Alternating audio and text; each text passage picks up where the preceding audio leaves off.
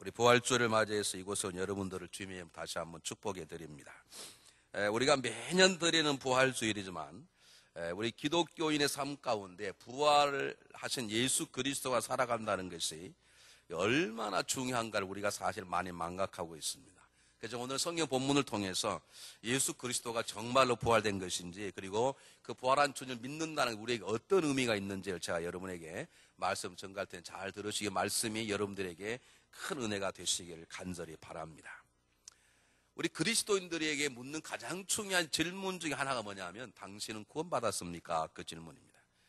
내가 정말 구원받았는지 구원받지 못했는지 받았는지 그걸 잘 모른다면 어쩌면 구원 안 받았을지도 모르는 쪽에 가까울 수 있습니다.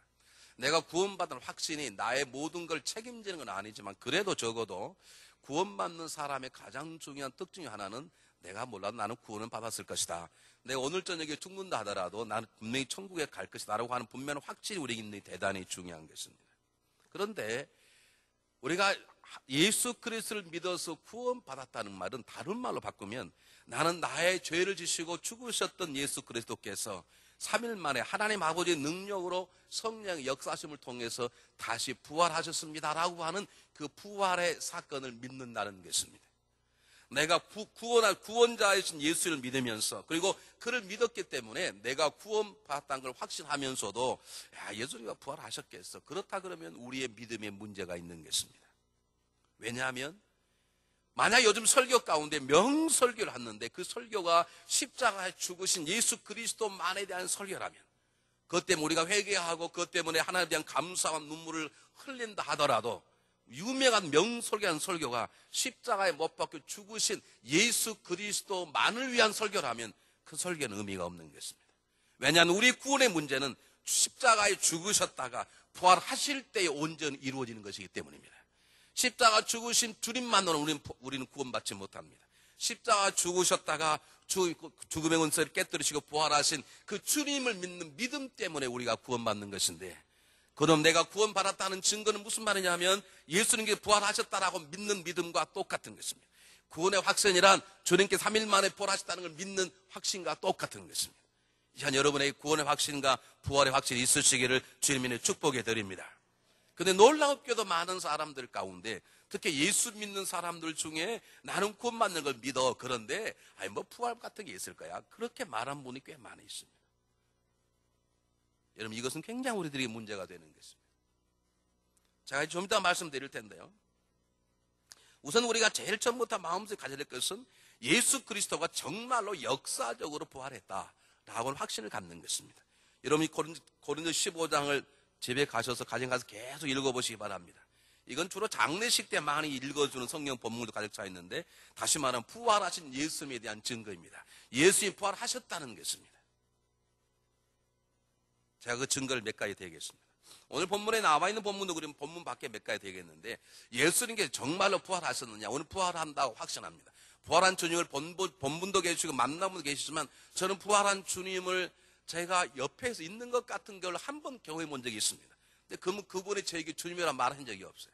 저는 어느 날 어떤 환상을 하나 봤는데, 내 옆에 어떤 계신 분이 제가 생각한 주님 같으세요. 하얀 옷을 입으셨는데 제가 그분을 볼 수가 없었어요. 근데 제가 그분에게 당신이 주님이시니까 물어볼 수가 없었다고.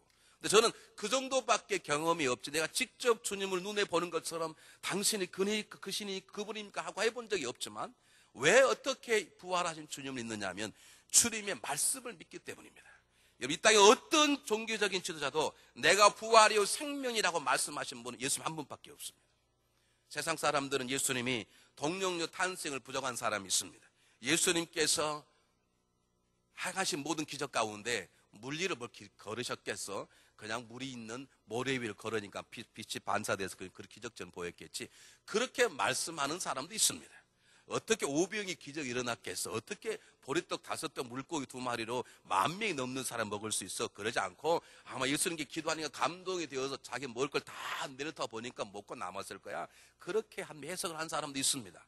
그러나 여러분, 예수 그리스도를 거짓말쟁이라고 말한 사람 한 사람도 없습니다. 예수님이 거짓말쟁이 아니시라면, 우리 주님은 친히 뭐라고 말씀하셨죠? 내가 부활이요 생명이니 나를 믿는 자는 죽어도 살겠고 무릇 살아서 믿는 자는 영원히 죽지 아니하리라. 왜 우리는 예수 그리스도의 부활을 믿는가? 그분이 친히 내가 부활이요 생명이라고 말씀하셨기 때문입니다. 성전을 허물어 보아라. 내가 3일 만에 두 손 다시 지으리라. 어떻게 성전을 3일 만에 짓습니까? 거룩한 성전은 예수 그리스도. 너희는 나를 죽여보아라. 내가 3일 다시 부활할 거라는 예수님의 말씀 때문에 우리는 부활을 하신 예수님을 믿습니다. 우리 예수의 음성을 듣지 못했어도, 예수님 부활한 주님을 만나보지 못했어도 그분이 친히 내가 부활이요 생명이니라, 내가 곧 부활할 것이라 말씀하신 그분의 말씀 때문에 우리는 부활한 주님을 믿습니다. 두 번째는 빈 무덤입니다. 여러분, 예수의 무덤이 있었다고 말합니다. 모든 죽는 사람에게는 무덤이 있을 수 있습니다. 물론 무덤에서 그냥 시체 버릴 수 있지만 역사적 기록에는 예수의 무덤이 있었다는 거죠. 그런데 그 무덤은 비어 있었다는 것입니다. 혹자는 말하기를 예수의 제자들이 그 시체를 훔쳐다가 다른 데 버리고 예수가 부활했다고 거짓말했다고 말하는 사람도 있습니다. 여러분, 생각해 보시기 바랍니다. 자기들이 살겠다고 두려움도 다 도망가 버렸던 제자들이 무슨 이유로 예수님의 무덤을 찾아와서 그 로마 병정이 시퍼렇게 지키고 있는 그곳에 와서 돌 무덤을 치우고 예수님이 시신을 가져갈 만한 이유가 아무것도 없습니다. 그들이 무엇 때문에 예수님이 부활했다고 거짓말 필요가 무엇이 있습니까? 그것 때문에 예수님이 부활했기 때문에 장사가 되고 잘 살게 되고 그 어떤 특권이 있다 그러면 그렇다면 모르지만, 예수님이 부활했다고 소문냈다 하더라도 오히려 그것 때문에 더 죽임을 당할 것이고 그것 때문에 또 고난을 당할 건데, 자기들이 지금 살겠다고 도망쳤던 그들이 무엇 때문에 예수님이 부활했다고 그걸 거짓말하기 위해서 그 살범한 경배망을 뚫고 와서 목숨을 걸고 죽으신 예수님을 끄집어내시겠어요? 아닙니다. 그 무덤은 예수님께 부활하셨기 때문에 그 빈 무덤이 된 것을 믿으시길 바랍니다.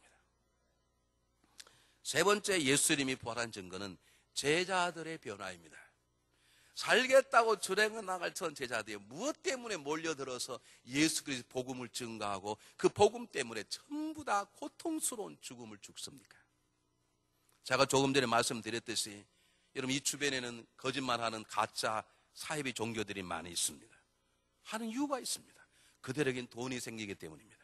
특히 사이비 종교일수록 종말론이 굉장히 강하기 때문에 종말론을 강조하면 다 재산을 다 바치고 다 바치기 때문에 그것 때문에 그들이 다 뒤로는 어마어마한 부자가 되는 거거든요. 그렇기 때문에 거짓말하고 계속 그 자리를 떠나지 못하는 것인데, 초대교회 때 예수 그리스도 제자들은 예수님이 부활했던 것 때문에 그들은 부자 될 만한 아무런 이유가 없습니다.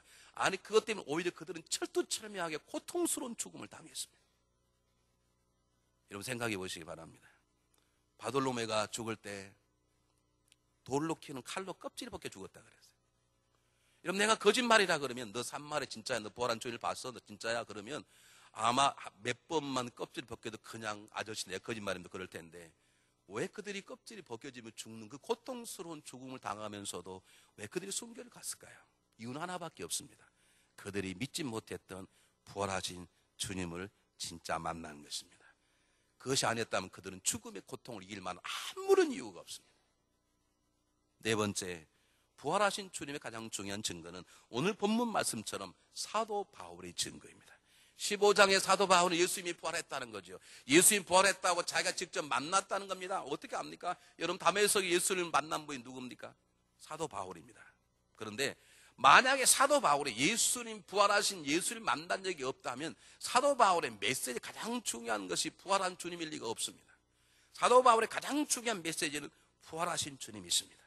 예수 믿는 사람을 남녀노소를 불문하고 옥에 잡아 가둬넣었던 그가 어떻게 갑자기 변해서 예수 그리스도 부활을 증거한단 말입니까? 그가 담에서 만난 주님이 부활하신 주님이 아니라면 사도 바울의 변화를 해석할 만한 아무런 이유가 없습니다. 아마 여러분, 해석할 이유가 있다면 여러분 박사학위 딸 것입니다. 여러분, 혹시 있으면 저한테 설명해 보십시오. 사도 바울이 어떻게 변화됐겠는가? 사도 바울은 너무나 감동과 감격을 받았습니다. 정말 내가 지금까지 예수님 때문에 수많은 사람을 잡아서 감옥에 죽게 만들었는데 나를 부르신 그분이 정말 예수란 말인가? 내가 지금까지 수많은 사람 핍박했는데 그들이 바로 예수의 제자들이란 말인가? 그 주님께서 너가 나를 핍박한 예수라 말씀하시는 건가? 그럼 너무 두렵고 떨려서 그 예수님의 음성을 들은 다음에 그는 아라비아 사막에서 3년 동안 그가 알고 있는 구약 가지고 씨름을 합니다. 이분이 정말 예수였던가? 그리고 그가 증거하는 것이 부활하신 주님에 대한 증거였습니다. 그것이 아니고는 사도 바울의 변화를 우리가 설명할 수 없습니다. 여러분, 예수 그리스도의 부활을 믿으시기를 주님이 축복합니다. 주님을 만난 적도 없고 주님 음성을 들은 적도 없고 내가 부활하는 나다라고 말하는 그분의 모습을 본 적이 없다 하더라도 우리는 성경을 통해 수많은 사회적인 변화를 통해서 예수님은 틀림없이 부활하시는 것을 믿어야 될 줄 믿습니다. 두 번째 중요한 것은 우리가 부활한 주님을 믿는다면 그 부활한 주님이 우리에게 주는 중요한 메시지가 무엇인지를 찾으셔야 합니다. 여러분 성경 본문 한번 보겠습니다. 고린도 15장 12절에 이렇게 뭐라고 말합니까? 그리스도께서 죽은 자 가운데 다시 살아나셨다 전파되었거늘 너희 중에 어떤 이는 어찌하여 죽은 자 가운데서 부활이 없다느냐. 그 다음이 중요합니다. 만일 죽은 자의 부활이 없으면 그리스도 다시 살지 못하였으리라 그렇게 말합니다. 자, 예수 그리스도의 부활을 통해서 하나님께서 우리에게 외치시고 말씀하기를 가장 원하시는 가장 중요한 메시지가 뭐냐면 인생의 삶은 이 땅의 삶뿐만 아니라 이 땅의 삶 건너에